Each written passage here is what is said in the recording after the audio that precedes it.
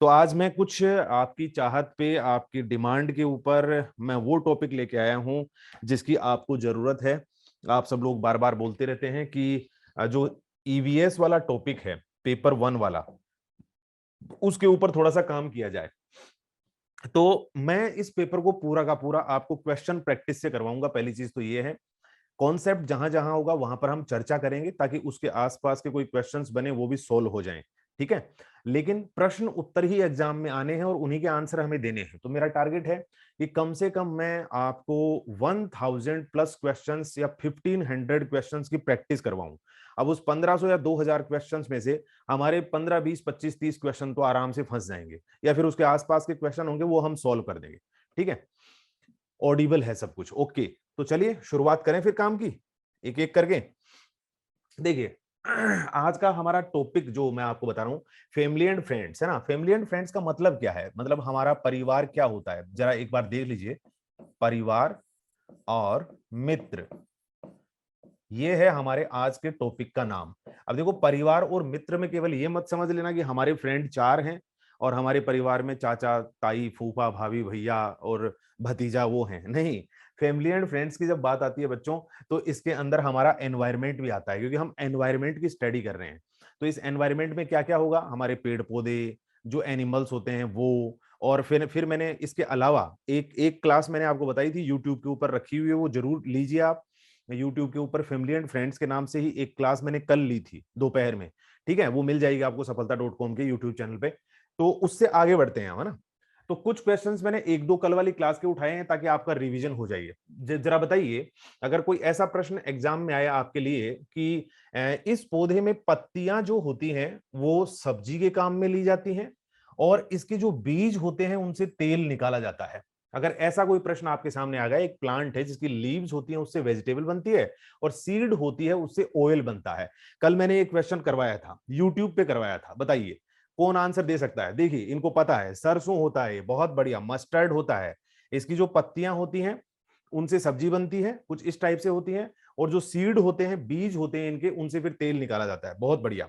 अगला प्रश्न, कितने लोग हैं जो कल देखी थी? मिजोरम में की जाने वाली झूम खेती, जो झूम खेती होती है, झूमी झूम फार्मिंग होती है, उसके बारे में कुछ बातें कही गई हैं। यह एक फसल को काटने के पश्चात भूमि को कुछ वर्षों तक खुला छोड़ देते हैं। अगर ऐसी बात है, सही है या गलत है, आपको बतानी है। इस भूमि पर उगने वाले बांस और जो खरपतवार होते हैं, मतलब जो इधर उधर के और प्लांट्स उगाते हैं खेत के बीच में, उनको वो काट कर जला देते हैं। सही बात है या नहीं? बीज बोने से पहले भूमि की गहरी जुताई करते हैं, यानी बहुत ही अच्छी वहां पर वो उसको हल चलाते हैं उसके अंदर। सही बात है या नहीं? एक ही खेत में 3 4 भिन्न भिन्न प्रकार की फसलें उगाते हैं। क्या ऐसा होता है झूम खेती के अंदर? या फिर आगे है, आवश्यकता अनुसार रासायनिक उर्वरकों और कीटनाशकों का प्रयोग करते हैं। देखिए, मैं बता दूं, जंगल में जो खेती करेगा वो आदमी बहुत ज्यादा फसल की जुताई नहीं करेगा। खेत को बहुत ज्यादा जोतने के लिए उसके पास ट्रैक्टर वगैरह का साधन की सुविधा नहीं होती है। वो तो बस ऐसे ही लकड़ी से गड्ढा किया, बीज डाल दिया, फिर लकड़ी से गड्ढा किया, बीज डाल दिया। अब उसके पास ऐसा नहीं होता कि अलग अलग खेत होते हैं, एक ही खेत होता है। तो वो क्या करता है, बहुत सारी फसलों को एक ही खेत में एक साथ ही बो देता है। इधर मक्का के दाने डाल दिए, इधर उसने सरसों के दाने डाल दिए, इधर 2 4 दाल के दाने डाल दिए, इधर वो डाल दिए, और अलग अलग काट के निकाल लेगा वो। तो ये स्टेटमेंट सही है। जो खरपतवार वगैरह होते हैं उनको वो काट कर वहीं जला देते हैं, उससे उनको खाद मिलती है, जो खाद बनती है ना वो बन जाती है। फसल काटने के बाद में उसी जमीन को वो छोड़कर आगे बढ़ जाते हैं, क्योंकि वो बंजर हो जाती है, खराब हो जाती है। तो वो वापस आते हैं बाद में, कुछ वर्षों के लिए वो छोड़ देते हैं। बिल्कुल सही बात है। रासायनिक उर्वरकों का कहां प्रयोग करेंगे? जंगल के अंदर, आदिवासी लोग। तो 1 2 और इसमें 4 एकदम सही है। 1 2 और 4, तो इसका जवाब बच्चा ए होगा। 1 2 और 4 इसमें एकदम सही है। ये कुछ इस प्रकार की होती है, जंगल को जलाते हैं, फिर बहुत सारी फसलों को एक साथ ही बो देते हैं। कोई रासायनिक उर्वरक का प्रयोग नहीं करते, कोई ट्रैक्टर या बहुत अच्छे उनके पास वो नहीं होते हैं, साधन सुविधाएं नहीं होते हैं। ठीक है, अगला प्रश्न देखो जरा, क्वेश्चन नंबर 3। कौन देगा इसका जवाब? दीजिए जरा। यदि हम पक्षियों का अवलोकन करते हैं तो हम पाते हैं कि अधिकांश पक्षी अपनी गर्दन को अत्यधिक हिलाते हैं। इसका कारण क्या है? यानी most of the birds often move their neck, it is because, क्या कारण है? इनके कान ढके होते हैं और वे उड़ सकते हैं, इसलिए ऐसा करते हैं। पक्षियों के दो नेत्र होते हैं, दो आंख होती है इसलिए ऐसे करते हैं, या नेत्र दो भिन्न भिन्न वस्तुओं को एक समय में फोकस कर सकते हैं। ये बात तो सही है, लेकिन गर्दन घुमाने के पीछे इसका कोई लॉजिक नहीं है। अधिकांश पक्षियों के नेत्र स्थिर होते हैं, घूम नहीं सकते। आंख की जो पुतली होती है ना, आंख की पुतली जैसे हम घुमा सकते हैं, पक्षियों में ऐसा नहीं होता है।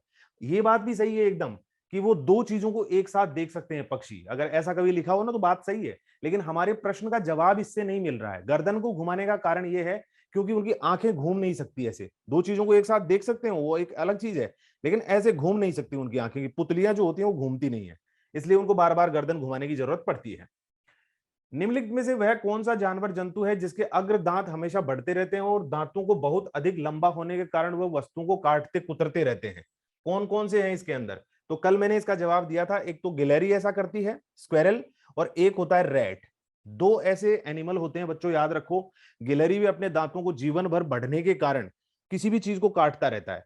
हमें लगता है कि चूहा क्या करेगा, बोरी को काटकर या किसी और चीज को काटकर, उसका कोई लॉजिक नहीं है ना। तो फिर क्या करता है वो अपने दांतों को घिसता है। देखिए मैं आपको एक फोटो दिखाता हूँ, कुछ ऐसे होते हैं टीथ गिलहरी के और चूहे के, जो लगातार बढ़ते रहते हैं। आगे वाले जो होते हैं ना, तो वो अपने दांतों को सेट करने के लिए कोई किसी ना किसी चीज को लगातार काटते रहते हैं। आगे देखिए, कोई किसान उर्वरकों और कीटनाशकों का अधिक उपयोग करके अपने खेतों को बार बार धान की फसल उगाता है।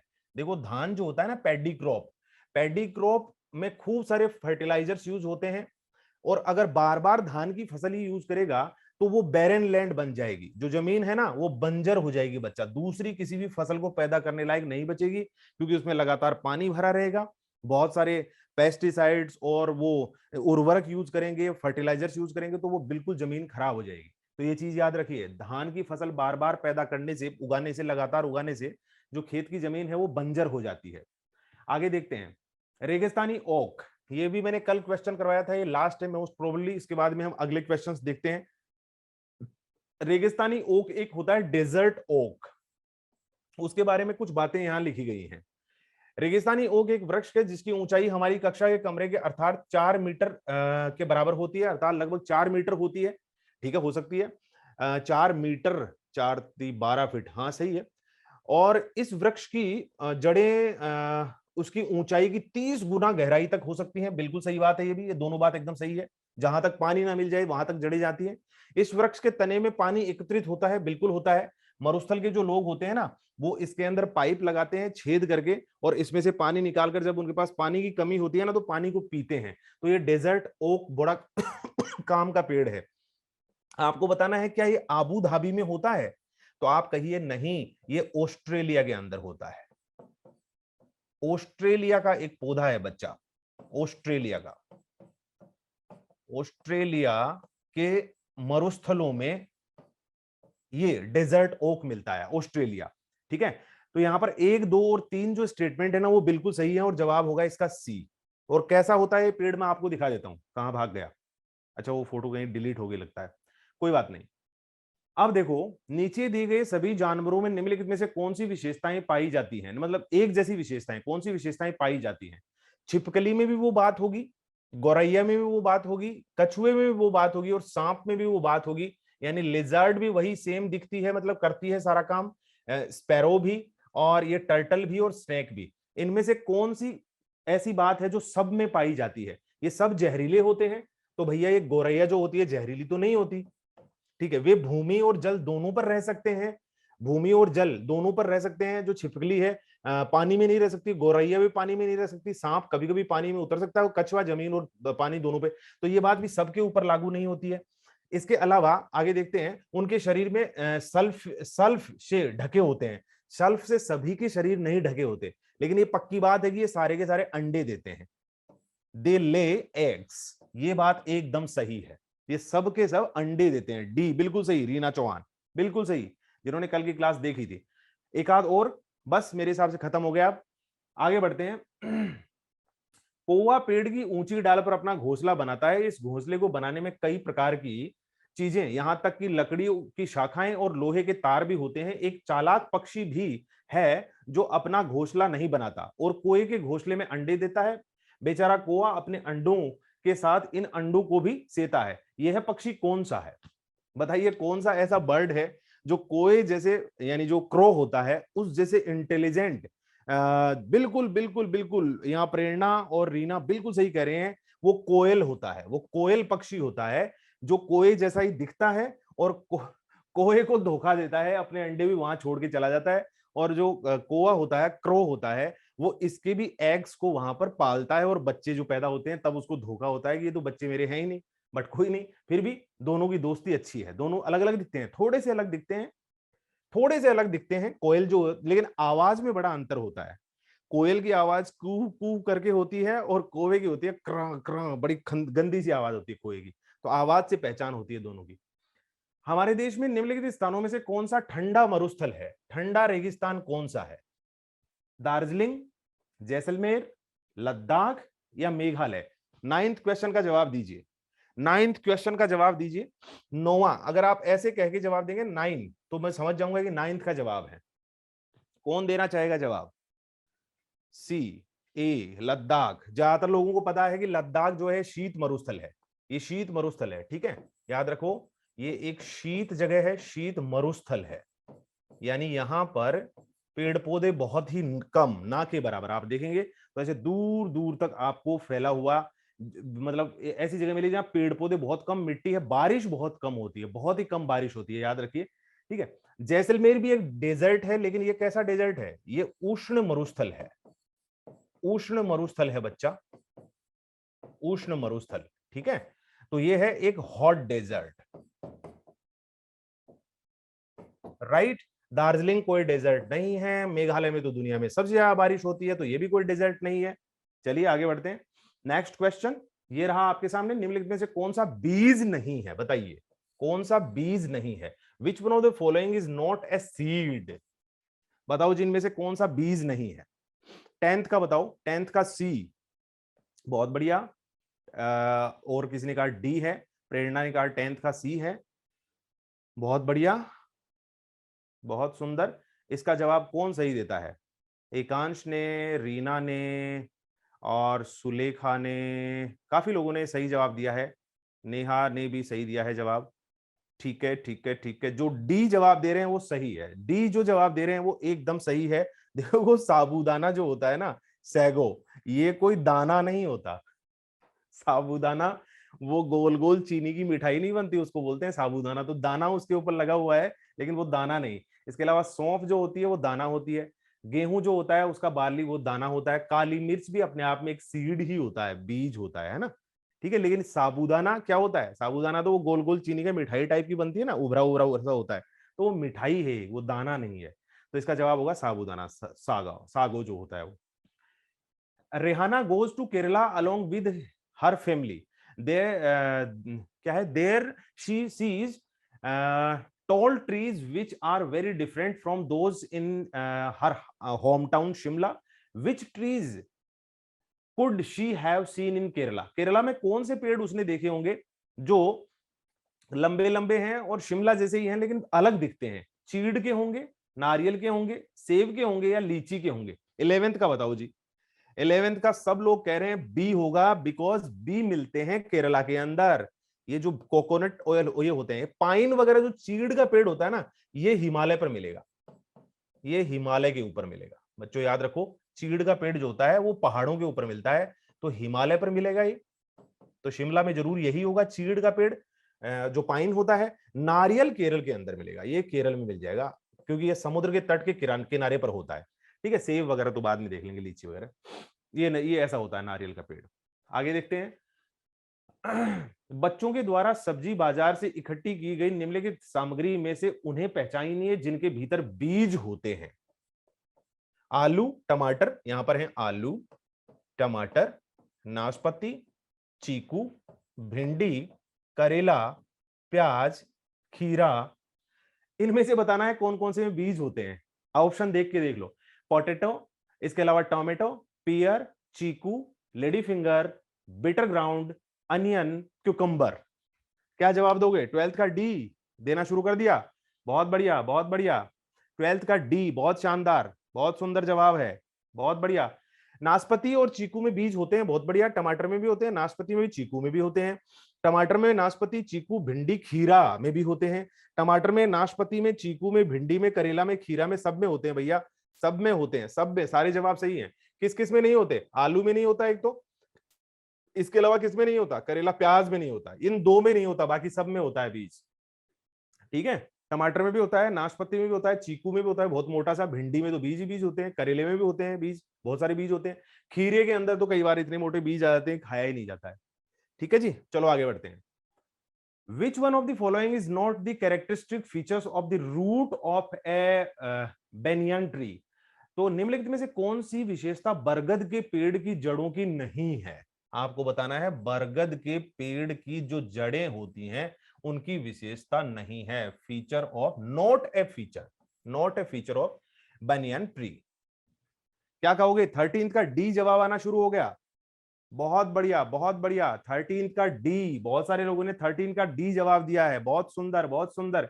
देखिए, जड़ें खंभों की तरह पेड़ से सहायता करने में काम आती हैं, तो है विशेषता। जड़ें शाखाओं के नीचे लटकती रहती हैं, बिल्कुल ब्रांचेस से नीचे लटकती हैं। इनमें जमीन के भीतर भी जड़ें होती हैं, बिल्कुल जमीन के भीतर भी चली जाती हैं। ये भोजन का भंडारण करती हैं, ऐसा कुछ भी नहीं करती भाई, ऐसा कुछ भी नहीं करती है। ठीक है, ऐसा होता है बरगद का पेड़। देख सकते हैं आप, बरगद के पेड़ से जो शाखाएं होती हैं वो लटकी रहती हैं। देखिए जरा कैसे होता है बरगद का पेड़, अच्छे से देखिए, जिन लोगों ने नहीं देख रखा। जड़ें लटकी हुई रहती हैं ऊपर से ऐसे, शाखाओं से, राइट।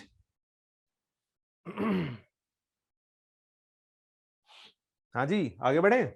Next question. बगुला भैंस पर बैठता है, यानी उसकी बैक के ऊपर बैठ जाता है। क्यों बैठता है? मनोरंजन करना चाहता है, भैंस का गाना सुनाना चाहता है भाई उसको। जो भैंस बगुले की एक स्थान से दूसरे स्थान पर आने जाने में मदद करती है। बगुला चल नहीं पाता बेचारा, इसलिए उसको लेके चली जाती है। बगुला भैंस को डराना चाहता है, वो शेर की तरह दहाड़ता है और भैंस डर जाती है। बगुला तथा भैंस में सहजीवी का संबंध है। The एग्रेट and the buffalo have symbiotic relationship. क्या कहना चाहोगे? 14th का क्या जवाब देना चाहोगे? बहुत सारे लोगों का जवाब एकदम सही आ रहा है, क्योंकि बगुला जो होता है, बगुला ही नहीं कौवा भी होता है। यहाँ पे मैंने फोटो तो यूज नहीं की। बगुला ही नहीं होता बच्चा, कौवा, क्रो भी होता है, कुछ चिड़िया भी होती हैं। जो जो एनिमल्स होते हैं उनके बाल वगैरह और स्किन के ऊपर ना कई सारे इंसेक्ट्स, बैक्टीरिया पैदा हो जाते हैं। तो ये जानवर बड़े परेशान होते हैं। हाथ तो होते नहीं जो बेचारे वो उतार ले इधर से उधर से, ठीक है, पूंछ मार देते हैं कभी कभी अपनी, लेकिन पूंछ से वो बैक्टीरिया जो स्किन के ऊपर चिपका हुआ है, वायरस बैक्टीरिया जो उसको खा रहा है, कीड़ा मकोड़ा इंसेक्ट, तो उसको ये चुन लेते हैं, उनको खा जाते हैं और उसकी मदद करते हैं, है ना। तो सहजीवी का संबंध होता है, सिम्बायोटिक, एक दूसरे की मदद करते हैं। वो उसके लिए जीवाणु कीटाणु पाल के रखी हुई है और वो आके खा जाता है उसको। तो दोनों का आपस का बढ़िया संबंध है। निम्नलिखित में से जड़ का कौन सा कार्य पौधे के लिए नहीं है? पौधे के लिए नहीं है, पौधे के लिए जड़ का कौन सा कार्य? Which one of the following is not a function of root for the plant? बात यहां पर यह है सर, डी। बहुत बढ़िया। हाँ जी, अब बताओ 15th का आंसर।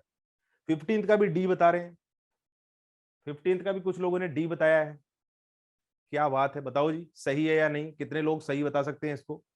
15th का कुछ लोग ए भी बता रहे हैं, कुछ कुछ लोगों ने तो एच लिख दिया, जो एच ऑप्शन ऑप्शन ही नहीं है। प्रीति सर, ओके, गुड आफ्टरनून, नमस्कार भाई।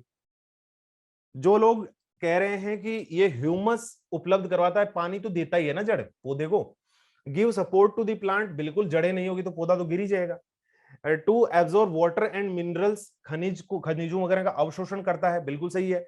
लेकिन भोजन का भंडारण भी जड़ें करती हैं बच्चा, भोजन का भंडारण करती हैं जड़ें। आलू होता है, उसकी जड़ में ही तो फ्रूट लगता है। मूली होता है, वो जड़ होती है, वो भोजन होता है ना उसमें। लेकिन यहां पर क्वेश्चन में क्या पूछा गया है? क्वेश्चन में कहा गया है पौधे के लिए नहीं है। वो जड़ का काम तो है, जड़ का कौन सा कार्य? वो सारे ही हैं जड़ के कार्य, रूट के सारे कार्य हैं, लेकिन क्वेश्चन कुछ और पूछ रहा है कि वो पौधे के लिए नहीं होना चाहिए। अब आलू नीचे लगा है, गाजर नीचे लगी है, कैरेट नीचे, मूली लगी है जड़ में, लेकिन वो पौधे के किसी काम की नहीं है, पौधे के काम की नहीं है, वो दूसरे लोगों के काम की है। ठीक है, तो पौधे के काम का नहीं होता है वो। आगे देखते हैं। निम्नलिखित में से किसकी सुनने की शक्ति इतनी तीक्ष्ण होती है कि वह वायु से पत्तों के हिलने की ध्वनि और घास पर किसी जानवर के चलने की ध्वनि में अंतर कर लेता है? गिद्ध की यह विशेषता होती है, रेशम का जो कीड़ा होता है उसकी होती है, डॉग यानी कुत्ते की होती है, टाइगर या बाघ की होती है? किसकी वो विशेषता है कि दो अलग अलग साउंड्स को बड़े आराम से पहचान लेता है, और इसीलिए वो बहुत शानदार शिकारी भी है। मतलब हवा चलने से पत्ते हिल रहे हैं तो उसको डिस्टरबेंस नहीं होगी, लेकिन पत्तों के ऊपर कोई एनिमल चल रहा है तो रात और दिन में कभी भी साइड में सोता हुआ पहचान लेगा कि हाँ आ रहा है मेरा शिकार, अब मुझे शिकार करना है। बिल्कुल सही बात है, टाइगर की पहचान होती है, इसीलिए तो बाघ और शेर जो होते हैं वो जंगल के राजा होते हैं, वही सबके ऊपर डोमिनेट करते हैं, उनकी ये विशेषता जो होती है वो बहुत ही शानदार होती है। डी। नेक्स्ट ये है भाई बाघ, देख लो अगर किसी ने नहीं देखा हो मैंने देखा, मैं हैरान रह गया। मैंने फिजिकल देखा, दिल्ली जू जाके आया था मैं अभी पिछले महीने, तो मैंने व्हाइट टाइगर देखा एक। लिटरली मुझे दूर से लगा कि वो कोई पत्थर की मूर्ति रखी हुई है, मतलब बहुत बड़ा भी, कितना बड़ा, मतलब खूब ही बड़ा। बैठा हुआ था आराम से, जैसे बैठा हुआ है ऐसे ही बैठा हुआ था वो, थोड़ा और स्टैंडिंग बैठा हुआ था आराम से ऐसे, और ऐसे देख रहा था, हिल भी नहीं रहा था। तो मुझे लगा कोई पत्थर की, मार्बल वगैरह की मूर्ति रखी हुई है।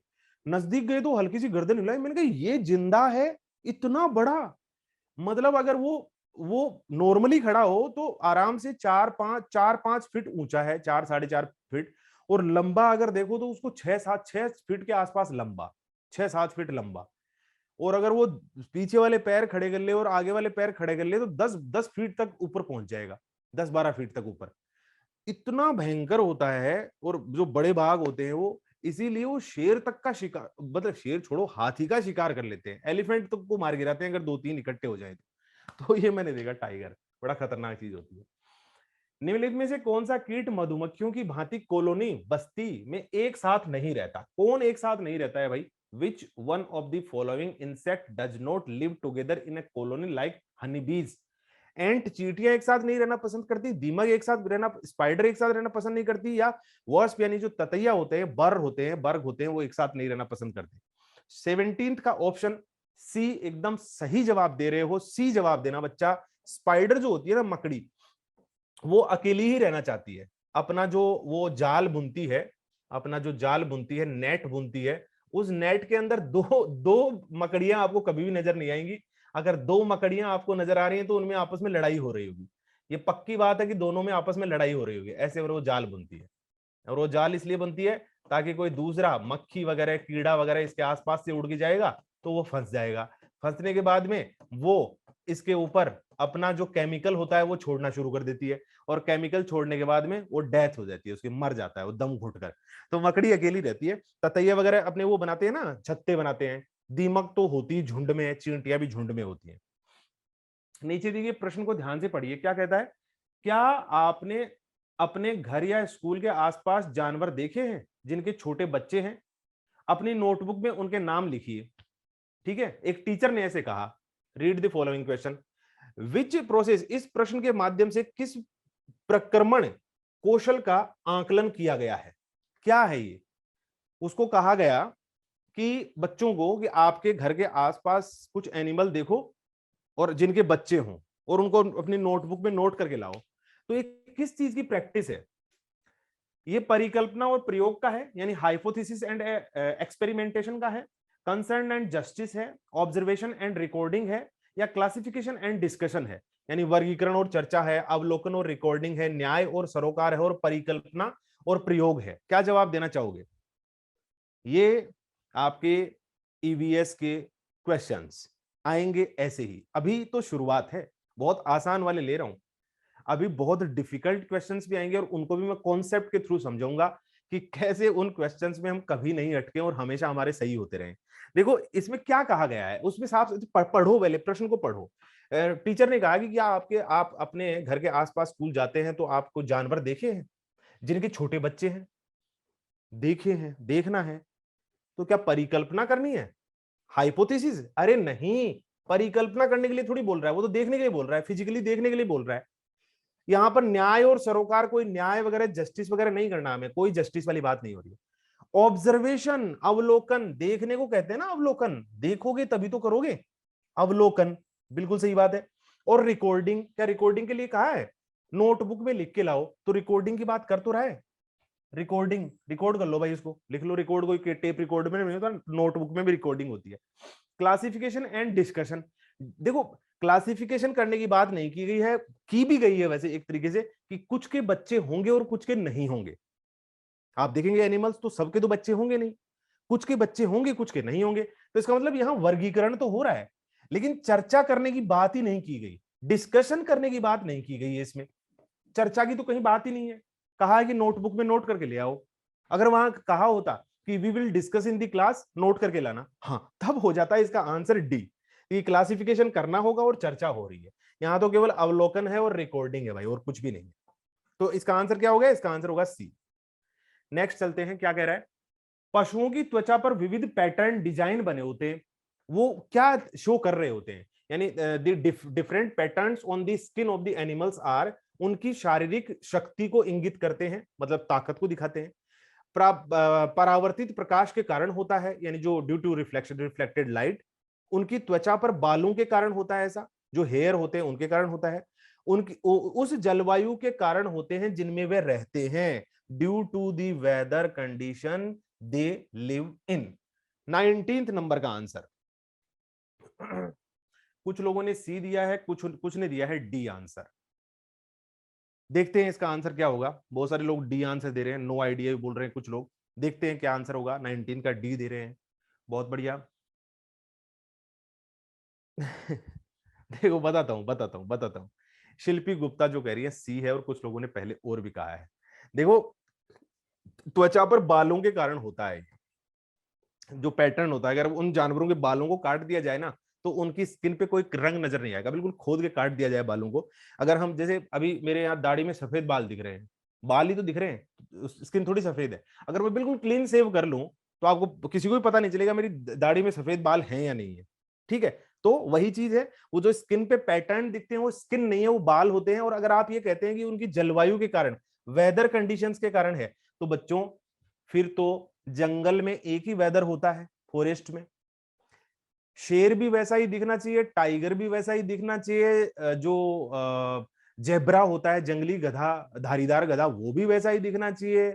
इसके अलावा बकरी है, वो भी वैसी ही दिखनी चाहिए। अलग अलग पैटर्न क्यों? बालों के कारण। एक जलवायु में रहने से कोई वैसा पैटर्न नहीं बनता। उनके बाल अलग अलग टाइप के डिजाइन बने होते हैं, अलग अलग रंग के होते हैं, इसलिए वो पैटर्न दिखता है। ठीक है, एक जलवायु, ईवीएस पढ़ रहे हैं तो हर जगह जलवायु पे टिक मत कर देना। हाँ जी, आगे देखो, घटपर्णी पौधा निपेथिन्स, एक पौधा होता है निपेथिन्स। यहां पर क्या कहा गया है? भारत में नहीं पाया जाता है। क्या करना है इसका? कोई एक सही होगा इसके बारे में। मतलब इनमें से घटपर्णी पौधा भारत में नहीं पाया जाता है। मेंढक कीड़े मकोड़ों चूहों को चालाकी से फंसाकर खा जाता है। कीड़े मकोड़ों को आकर्षित करने के लिए उच्च तारत्व की ध्वनि निकालता है। और इसका जो मुंह होता है छोटी छोटी कटियों में, क्या हुक्स में बना होता है। कौन सी विशेषता है इसके बारे में? विशेषता कौन सी है? मतलब इस प्रश्न में एक आ गया है, क्या है इसकी विशेषता?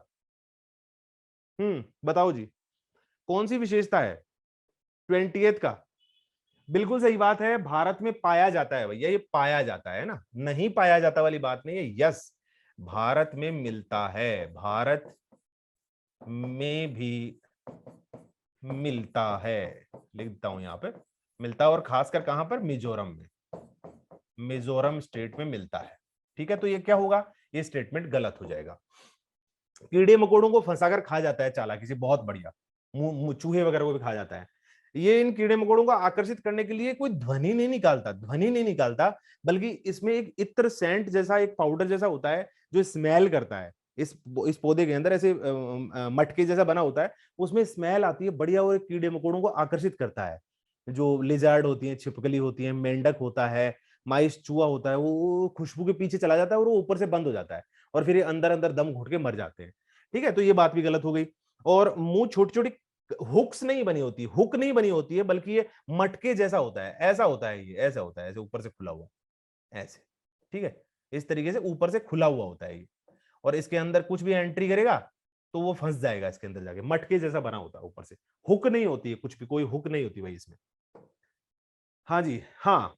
अब देखो, मैंने दूसरे चैप्टर से भी कुछ क्वेश्चंस लिए हैं, दूसरे चैप्टर से भी, क्योंकि चैप्टर बहुत सारे हैं और हमें प्रैक्टिस खूब सारी करनी है। मेघालय में पाया जाता है, मिजोरम में पाया जाता है, बहुत बढ़िया बहुत बढ़िया।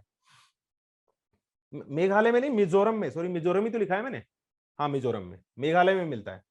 हाँ जी, आगे बढ़ो। फूड, नेक्स्ट जो चैप्टर होगा बच्चा वो फूड वाला होगा, भोजन वाला। भोजन से रिलेटेड भी कुछ क्वेश्चंस आते हैं।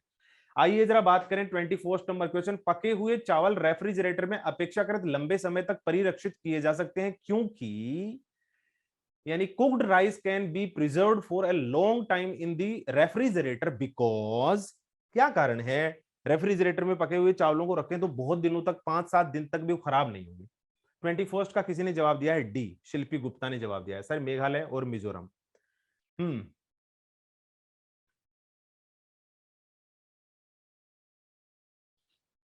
ठीक है, बताओ जी बताओ।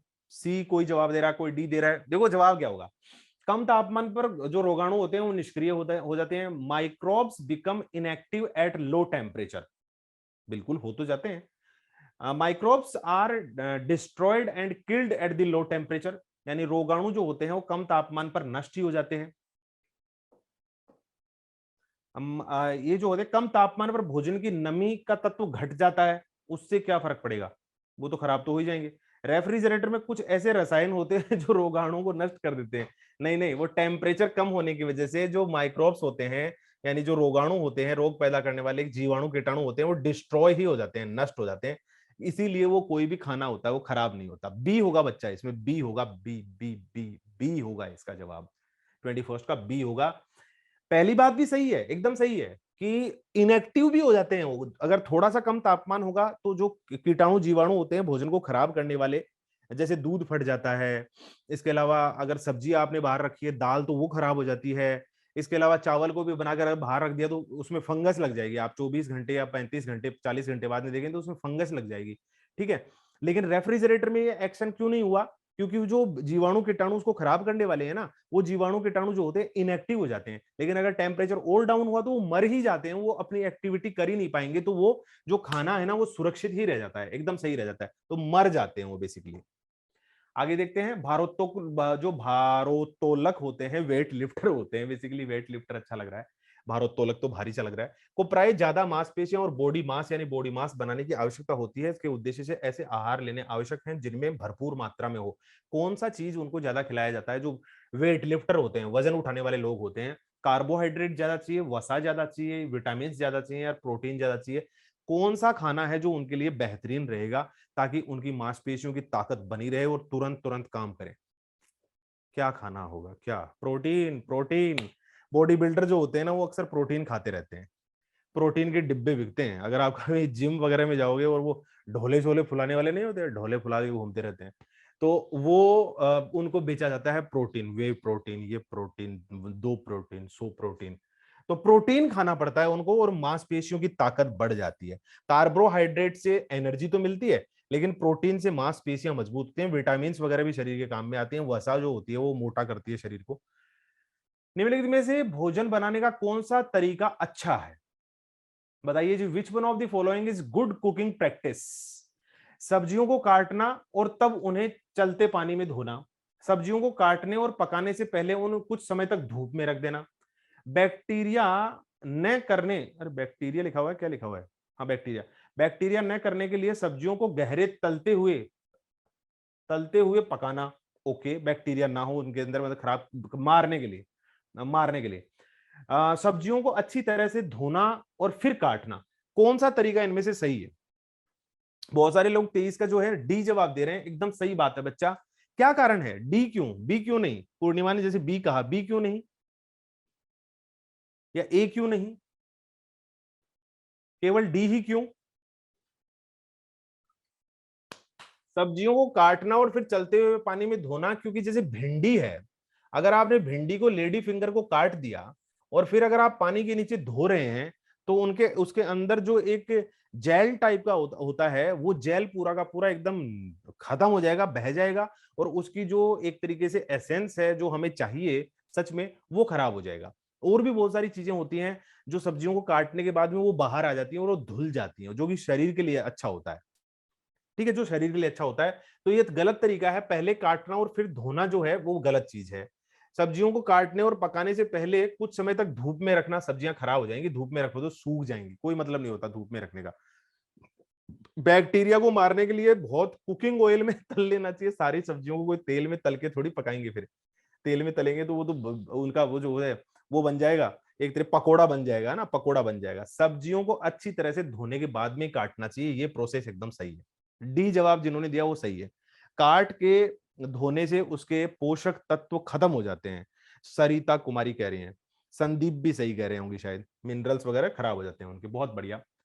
हाँ जी, यह है पढ़ाते समय कि कुछ समय के लिए खाद्य पदार्थों को किस तरह ताजा रखा जा सकता है। राधा अपनी कक्षा में निम्नलिखित अनेक तरीकों को परिगणना करती है, कई सारे तरीके बताती है वो कहती है उसे कटोरी में रखती है तथा कटोरी को एक खुले बर्तन में रख देती है जिससे ठंडा पानी है, जिसमें ठंडा पानी है, ये तरीका बताती है। उसे एक गीले कपड़े में लपेट देती है, एक तरीका ये बताती है। उसे धूप में फैला देना चाहिए, ये भी एक तरीका बताया उसने। उसे छोटे छोटे टुकड़ों में काटती है और अंधेरे में रख देती है। मतलब खाने को प्रिजर्व करने के कई सारे तरीके बता रही है। अब हमें बताना है कि जो which one of the following food item is she referring to corresponding to technique 2। Technique 2 को अपनाया जाए, दूसरी तरीके को अपनाया जाए, तो वो कौन सी चीज को वैसे करना चाहेगी। मतलब उसे एक गीले कपड़े में लपेट दें, तो कौन सी चीज है जो गीले कपड़े में लपेट के रखा जाए तो काफी दिनों तक सही रहेगा, आपको बताना है। गीले कपड़े में लपेट के रखा जाए तो कौन सी चीज है वो सही रहेगी। क्या प्याज रहेगा? प्याज तो सड़ जाएगा, प्याज और लहसुन तो गीले कपड़े में सड़ जाएंगे, इनको सूखा रखना बहुत जरूरी है, इनको सूखा रखना जरूरी है ना। काजू की बर्फी जो होती है उनको भी गीले कपड़े में रखोगे तो खराब हो जाएगी, उनके मॉइस्चर बचा के रखना पड़ता है। ठीक है, कुक्ड राइस, पके हुए चावलों को तो आप अगर फ्रिज में रख दोगे तो सही रह जाएंगे, है ना, ठंडी जगह पे रख देंगे तो सही रह जाएंगे। पानी उनके अंदर गीला कपड़ा रखने की कोई जरूरत नहीं है उनको। तो धनिया जो होता है ना, ग्रीन कोरिएंडर, हरा धनिया की जो पत्तियां होती हैं, अगर उनको आपने खुले में रख दिया तो सूख जाएंगी। ठीक है, ठंडे पानी में रख दिया तो कोई मतलब नहीं है, पानी सोख लेंगे, खराब हो जाएंगे। लेकिन गीले कपड़े में लपेट के रख दो तो काफी दिनों तक, 3-4 दिन तक खराब नहीं होते वो, 2-3 दिन 4 दिन तक खराब नहीं होगा। तो ये बेसिकली हरे धनिये की बात कर रही है कि गीले कपड़े में लपेट के रख दिया जाए उनको। यदि आप रेलगाड़ी द्वारा अहमदाबाद गुजरात जाएं तो आपको रेलवे स्टेशन पर अधिकतर बेचने वाले खाने की कौन सी चीजें बेचते मिलेंगे। If you go to Ahmedabad Gujarat by train then the Ahmedabad railway station you will find that most of the vendors are selling. क्या बेच रहे होंगे भाई वहां पे? ढोकला चटनी, नींबू वाले चावल, छोले भटूरे, लस्सी बेच रहे होंगे, इडली चटनी, या फिर ये रडा चटनी, वडा चटनी है, रडा नहीं, वडा चटनी, रडा नहीं वडा, वडा चटनी, पूरी और साग और ठंडा दूध, पूरी साग और ठंडा दूध क्या बेच रहे होंगे, क्या कहते हो? सी, क्या बेचेंगे वहां पर, बताओ भाई। अहमदाबाद के रेलवे स्टेशन पर आपने देखा कि बहुत कुछ बिक रहा है, लेकिन उनमें से क्या बेच रहे होंगे वो लोग? हम्म।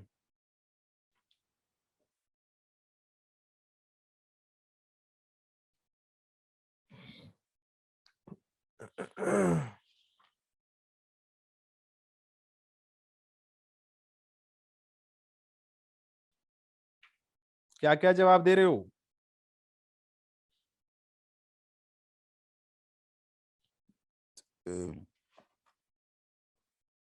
किन किन लोगों ने ए जवाब दिया है?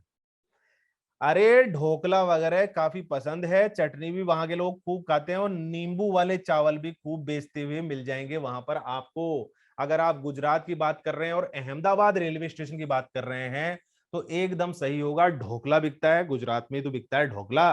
ढोकला किसी और में भी है क्या? ढोकला किसी और में भी है? ढोकला है ही नहीं किसी और में, तो अरे ढोकला से ही सही सही जवाब हो जाएगा।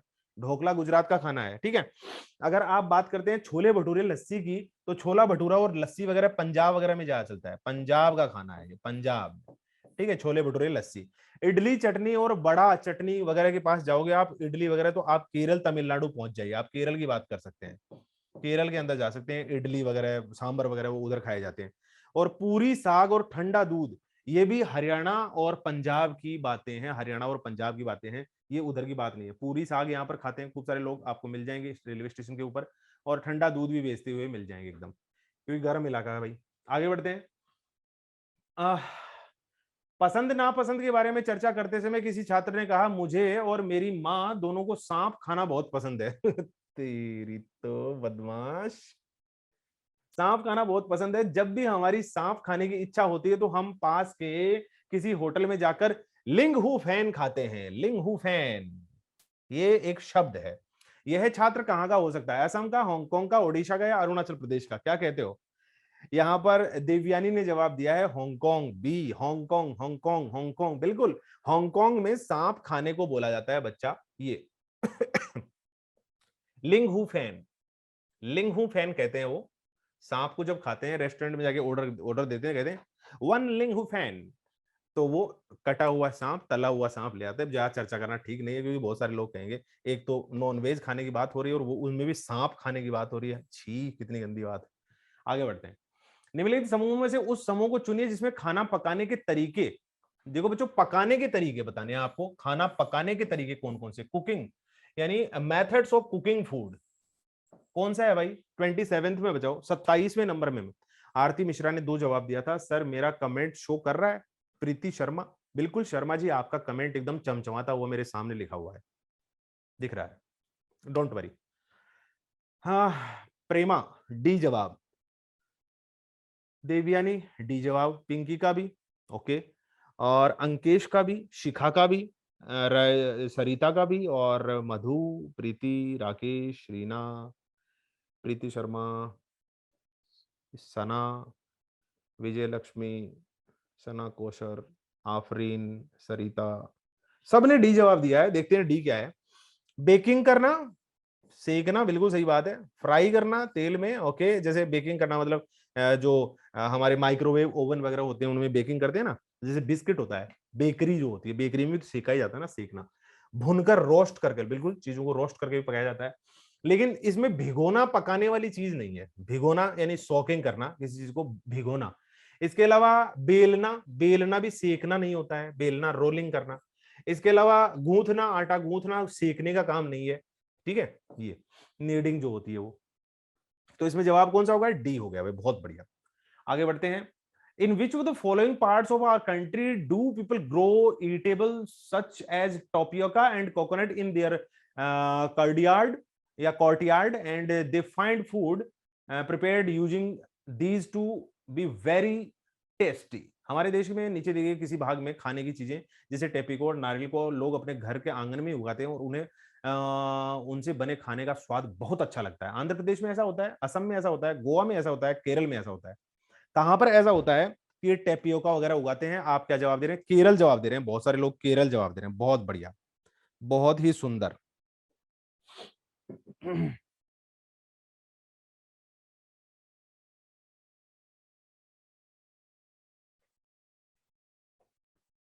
ज्यादातर लोग केरल ही जवाब दे रहे हैं और एकदम सही जवाब है टेपिको, टेपियोका। और ये जो होता है टेपियोका होता है कुछ शकरकंद टाइप का होता है, जिनकी जड़ों के अंदर, जमीन के अंदर लंबे लंबे सफेद सफेद से शकरकंद होती है ना। शकरकंदी खाई होगी आपने, भूनकर खाते हैं कुछ लोग, मैं तो कच्ची खाता हूँ, कच्ची अच्छी लगती है मेरे को। तो वो वैसा होता है टेपियोका। तो वो अपने घर के आंगन में साइड में जो मिट्टी होती है, और नारियल के पेड़ भी घरों के आसपास खूब मिल जाएंगे और इनसे बहुत बढ़िया स्वादिष्ट खाना बनाते हैं, अच्छा भी लगता है उनको। आगे देखते हैं। निम्नलिखित में से हमारे देश में किस राज्य में अधिकतर लोग नारियल के तेल में पकी हुई समुद्री मछली खाना पसंद करते हैं? नारियल के तेल होगा और समुद्री मछली पकाकर खाना पसंद करते हैं। गोवा के लोग ऐसा करना पसंद करते हैं, जम्मू कश्मीर में ऐसा, बिहार में या मिजोरम में। सही जवाब होना चाहिए भाई सबका, 29 का सबका सही जवाब होना चाहिए, एक का भी गलत नहीं होना चाहिए। क्यों? क्योंकि समुद्र का किनारा होना भी जरूरी है ना। रीना, प्रेरणा, संदीप, अंकिता, शिखा, सबका जवाब एकदम सही है, बहुत बढ़िया। सौम्या, आफरीन, बहुत सुंदर। बी नहीं होगा बच्चा, ए होगा, बी नहीं होगा। जम्मू कश्मीर में मछली कहां से लाओगे? समुद्र है ही नहीं वहां पे। यहाँ पर समुद्र का किनारा नहीं है, बिहार में समुद्र का किनारा नहीं है, मिजोरम में समुद्र का किनारा नहीं है। गोवा ही एक ऐसा राज्य है जो समुद्र के तट पर है। गोवा ही एक ऐसा राज्य है बच्चा जो समुद्र के तट पे है इनमें से। यहाँ पर होता है गोवा, ठीक है। गोवा यहाँ पर है, ऐसी यहाँ पर स्टेट। चलिए आगे बढ़ते हैं। खाना संरक्षण के लिए निम्नलिखित में से कौन सा जोड़ा ठीक नहीं है? हमें क्या करना है? प्रिजर्व करना है। Which one of the following matches is not correct way to food preservation? Food preservation के लिए अगर हम कच्चा आम है तो उसका अचार बना के रख ले तो क्या काफी दिनों तक चल जाएगा, वो सही रहेगा। आलू है तो उसकी चिप्स चिप्स बना के रख दें तो काफी दिनों तक चल जाएगा, ठीक है। मिल्क है तो उसका पनीर बना के रख दें तो काफी दिनों तक चलता रहेगा वो। एप्पल है, सेब है तो उसका जैम बना के रख देंगे तो वो भी काफी दिनों तक चल जाएगा। क्या कहते हो? शिखा कह रही है पनीर होगा। डी सी सी जवाब नेहा वगैरह, राकेश का, चेतना का, संदीप का, देवयानी का, मिरेकल मयंक का, इसके अलावा रीना गोंड, सरिता, सरिता अलग है, एक और भी रीना भी है, अंकिता है, रति है, रिम्पी है, कोमल है, आरती, सुलेचना है या सुलोचना, कनिका। ठीक है। बहुत सारे लोगों ने कहा कि अगर दूध का पनीर बना के भी रख देंगे तो 2-3 दिन से ज्यादा सुरक्षित नहीं रहेगा, वो खराब हो जाएगा। लेकिन अगर आप अचार बना के रख देंगे तो आराम से 6 महीने तक भी आप उसको रख सकते हैं, 6 महीने तक भी उसको सुरक्षित रख सकते हैं। ठीक है। और अगर आपने चिप्स बना दिए तो उसपे भी लिखे होते हैं कि 6 महीने तक सुरक्षित है, या 8 महीने तक भी हो सकता है। एप्पल का जैम बना के रख देंगे तो वो भी आराम से साल, 6 महीने, 6 या 12 महीने तक आराम से सुरक्षित रहता है। ठीक है जी। तो लेकिन दूध का पनीर बना के रख देंगे तो 5-6 दिन भी नहीं चलेगा, उतने में ही खराब हो जाएगा। तो दूध को तो काम में ले लो जल्दी सी। दही भी 5-6 दिन ही चलता है, उसके बाद में खराब हो जाता है, चाहे फ्रिज में कितना ही रख लो आप। दीपा पाल वगैरह, सरिता, सबका सी जवाब है। बहुत बढ़िया। आगे बढ़ते हैं। The gastric juice is the stomach of human being is and aids in the digestion of food. Okay.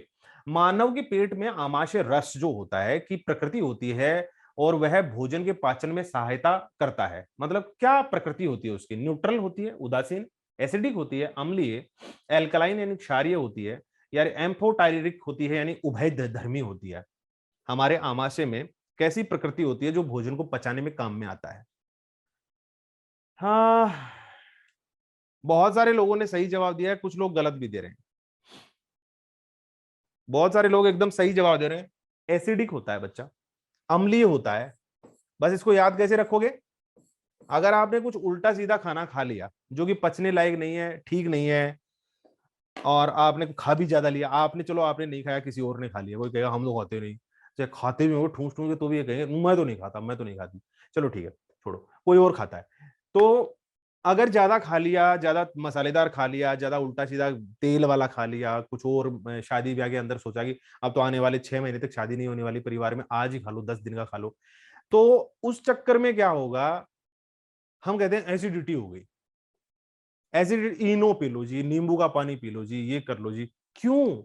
खट्टा क्यों? क्योंकि वहां एसिड बन चुका है, और एसिड के लिए कुछ ऐसी चीज, बेस टाइप की चीज डालनी होगी कि उसको एसिड को खत्म किया जाए। एसिडिटी हो जाती है ना, एसिडिटी हो गई साहब। एसिडिटी किससे होगी? अम्ल से होगी, एसिड से। ठीक है। तो उसके लिए बेस चीज कुछ डालनी होगी जिससे कि उसको कंट्रोल किया जा सके, क्योंकि फिर आमाशय उसको पचाने के लिए ताकत लगाता है। नारियल डली हुई किसी भी करी के साथ उबला हुआ टेपियोका निम्नलिखित में से किस क्षेत्र में प्रिय भोजन है? ये दोबारा आ गया प्रश्न। Boiled tapioca with an any curry made using coconut is preferred food of the people of. यानी ये प्रश्न तो दोबारा आ गया, आपको जवाब देना है। पश्चिम बंगाल में, बिहार में, तमिलनाडु या केरल में? बताओ जी।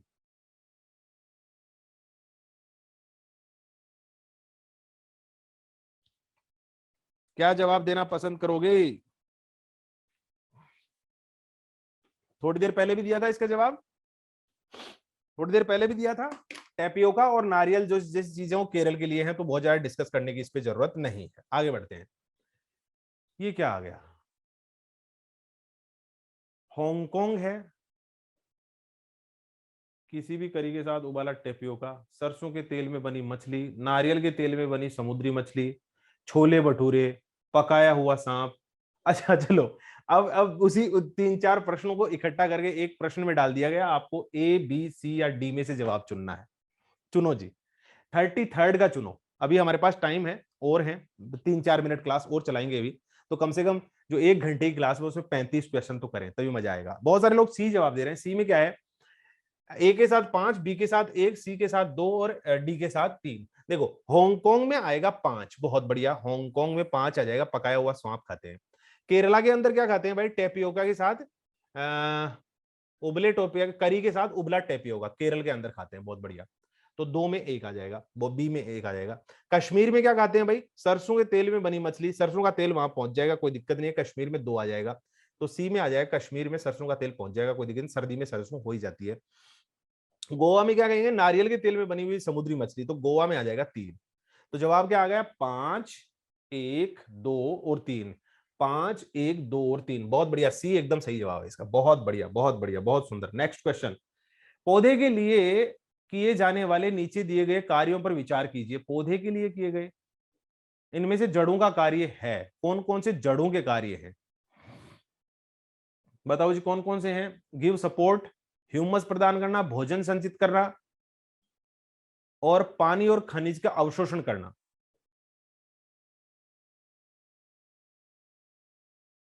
Consider the following functions for plant. Plant के लिए तो थोड़ी देर पहले कहा था मैंने कि भोजन का संचय करना जो है वो प्लांट के लिए काम नहीं है ना, ये वाला जो काम है ना ये प्लांट के लिए नहीं है। तो जहां जहां पर सी नजर आ रहा है ना उसको हटा दो, सी इसमें भी है, सी इसमें भी है, सी इसमें भी है, तो खुद सी ही जवाब बन गया, ए और बी। सी को तो हटाना है ना, टू स्टोर फूड नहीं। हाँ तो और एक्स्ट्रा आंसर है ही नहीं हमारे पास, बी सी, जिसमें सी इसमें है और सी इसमें भी है, तो सी को तो हटाना है। ए और बी और डी तो सही है, ए और बी और डी सही है। क्या जवाब दिया है आपने, सी जवाब एकदम सही है, सी होगा इसका जवाब। होने को तो ये भी है, ये भी है डी, टू एब्जॉर्ब वाटर, पानी और खनिज लवणों का अवशोषण करने, लेकिन ऐसा कोई ऑप्शन हमारे पास है नहीं क्योंकि उनमें फिर सी है, सी जो है वो पौधे के लिए है नहीं ऑप्शन, ठीक है, इसलिए हमें 3 को काटना पड़ा। ठीक है, तो ऐसे फंसाने वाले क्वेश्चन कभी हो ना तो ढंग से देख लेना, कहीं उसमें गलत वाला बीच में फंसा हुआ ना हो, गलत वाला। जैसे इसमें डी भी सही है, लेकिन डी के साथ अगर आप ए या बी को देखोगे तो डी के साथ यहां पर बी नजर आ रहा है, तो आप कहोगे ए सही है, डी और बी तो सही है। अरे सी नहीं देखा आपने, यहां आप कहोगे ए और डी सही है, सी भी तो है, वो गलत कर देगा। ठीक है, यहां पर सी और डी है तो वो वैसे ही गलत है। ए और बी ये दोनों सही है, ये हैं जड़ों के काम है पौधे के लिए। एक और प्रश्न ले लेते हैं लास्ट आज का 35 नंबर। निम्न में से किसने मटर के पौधे के साथ प्रयोग किए और यह पाया कि मटर में पौधे में कुछ ऐसे लक्षण होते हैं जो जोड़ियों में पाए जाते हैं, जैसे चिकने और खुरदरे, लंबे और बोने, पीले और हरे आदि। बताओ, ये जॉर्ज मेस्ट्रल ने बताया था, या फिर चार्ल्स डार्विन ने बताया था, डॉक्टर एम एस स्वामीनाथन ने बताया था, या फिर ये ग्रेगर जोहान मेंडल ने बताया था। किसने बताया, मटर के पौधों पर किसने किया था परीक्षण। हाँ जी बच्चों, ये मेंडल ने किया था, ग्रेगोर मेंडल था, ग्रेगोर मेंडल, इसने किया था मटर के पौधों के ऊपर। इसने कहा था कि कुछ चिकने पौधे, चिकने वाले उगाओगे ना तो चिकना जाएगा, खुरदरा वाला होगा खुरदरा जाएगा, लंबे बोओगे तो लंबे पैदा होंगे, या बोने बोओगे तो बोने, पीले बीज है तो पीले बीज वाले पौधे पैदा होंगे, हरे बीज वाले हैं तो हरे बीज वाले पौधे पैदा होंगे। तो उसने कहा था, आनुवांशिकता का नियम दिया था। एम एस स्वामीनाथन कौन है, एम एस स्वामीनाथन है भारत में हरित क्रांति के जनक, हरित क्रांति के जनक, ठीक है जी, father of green revolution in India, जो कि इंडिया में 1966-67 में हुई थी, 1966-67 में हरित क्रांति की शुरुआत हुई थी, और इसके अंदर व्हीट यानी गेहूं और चावल यानी राइस, इन दो फसलों की पैदावार की बात की गई थी। और कहां की गई थी, ये की गई थी पंजाब के अंदर, हरियाणा में, और वेस्टर्न यूपी के अंदर, पश्चिमी उत्तर प्रदेश में, यहां पर शुरुआत की गई थी हरित क्रांति की। और भारत में हरित क्रांति के जनक माने जाते हैं चार्ल्स डार्विन वगैरह, और ये मेस्टल है, उनको देख लेना आप। चलिए, आज की क्लास में तो ये अंतिम ही प्रश्न था, क्या एकदम सटीक हमने प्रश्न किए हैं, डी बिल्कुल सही जवाब दिया जिन्होंने दिया। तो आज की क्लास का ऑलमोस्ट समय भी समाप्त हो गया। कल भी क्लास होगी, कल फिर मैं आपके लिए बेहतरीन 30 40 50 क्वेश्चन लेके आऊंगा, और हम बात करेंगे नेक्स्ट टॉपिक के बारे में। ठीक है, thank you very much, bye bye. सबको क्लास अच्छी लगी होगी आई थिंक, और ऐसे ही क्वेश्चंस हम कम से कम 1500 2000 के आसपास प्रैक्टिस करेंगे एग्जाम तक। और हमारा जो ईवीएस का पेपर है 1 और 2 जो भी है 3 4 5 सबको कवर कर लेंगे। Thank you thank you thank you thank you, bye bye, take care.